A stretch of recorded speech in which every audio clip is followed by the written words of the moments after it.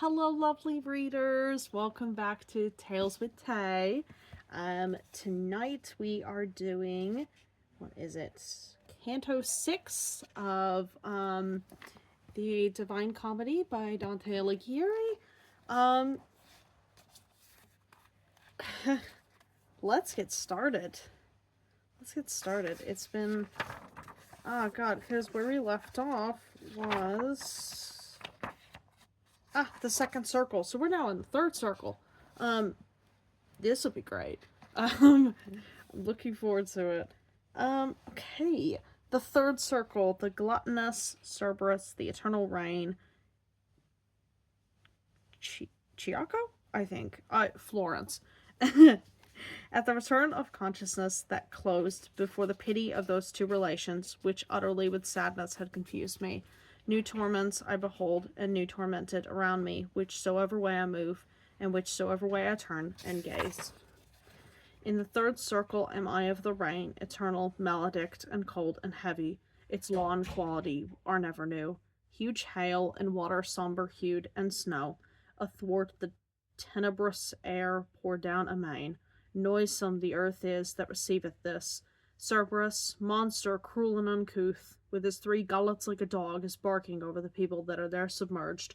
Red eyes he has, and unctuous, beard and black, and belly large, and armed with claws his hands, he rends the spirits, flays and quarters them.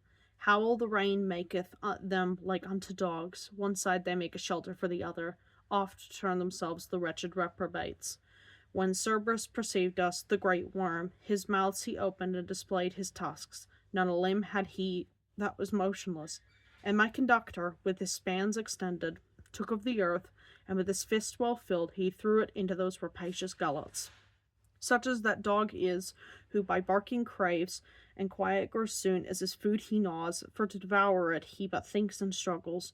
The like became those muzzles filth begrimed of Cerberus the demon, who so thunders over the souls that they would fain be deaf. We passed through the shadows which subdues the heavy rainstorm, and we placed our feet upon their vanity, that person seems. They all were lying prone upon the earth, excepting one who sat upright as soon as he beheld us passing on before him. "O thou that art conducted through this hell," he said to me, "recall me, if thou canst. Thyself wast made before I was unmade, and I to him, the anguish which thou hast, perhaps doth draw thee out of my remembrance, so that it seems not I have ever seen thee. But tell me who thou art, in that so doleful a place art put, and in such punishment, if some are greater, none is so displeasing." And he to me, "Thy city, which is full of envy, so that now the sack runs over, held me within it in the life serene. You citizens were wont to call me Chiacho? Chiacho. I don't know how to pronounce this. I don't know how to pronounce this. I think it's Chiacho. I don't know.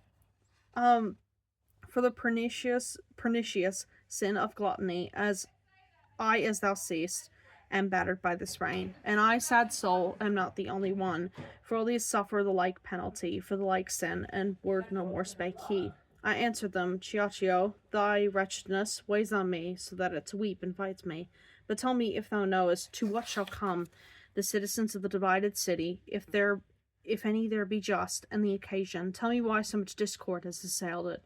And he to me, "They, after long contention, will come to bloodshed, and the rustic party will drive the other out with much offence. Then afterwards behoves it this one fall within 3 suns, and rise again the other by force of him who now is on the coast.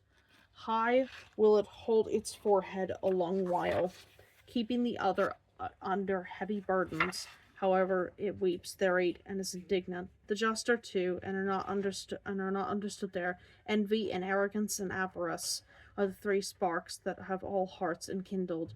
Here ended he his tearful utterance, and I to him, "I wish thee still to teach me, and make a gift to me of further speech. Farinata and..." I'm not even going to bother pronouncing that.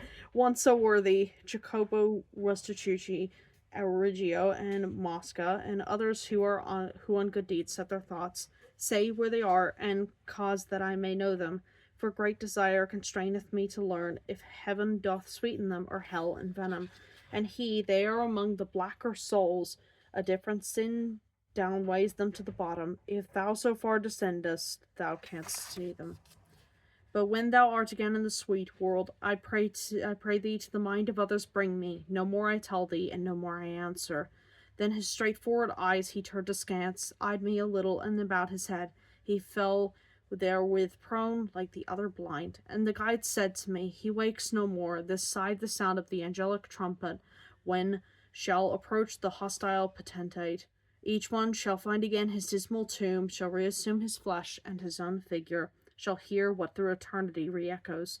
So he passed onward over the filthy mixture of shadows and of rain with footsteps slow, touching a little on the future life.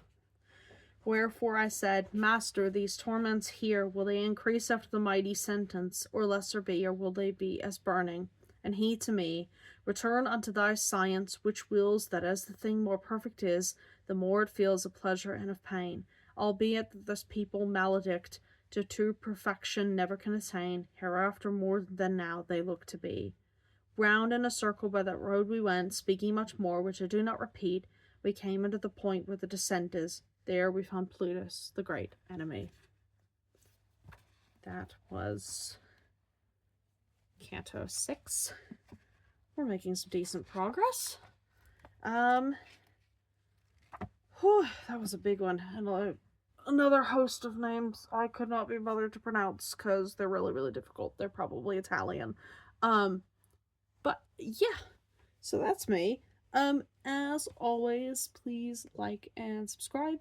And if you've got any recommendations for any books in the public domain that I could read next after Divine Comedy, please pop it down in the comments and I'll be sure to give it some consideration. Have a good night, and I look forward to seeing you Wednesday for our new filming schedule. It's gonna be Monday, Wednesday, and Friday, so, yeah, lovely readers, keep your peepers out for that. I love you all, and have a great night. Bye-bye.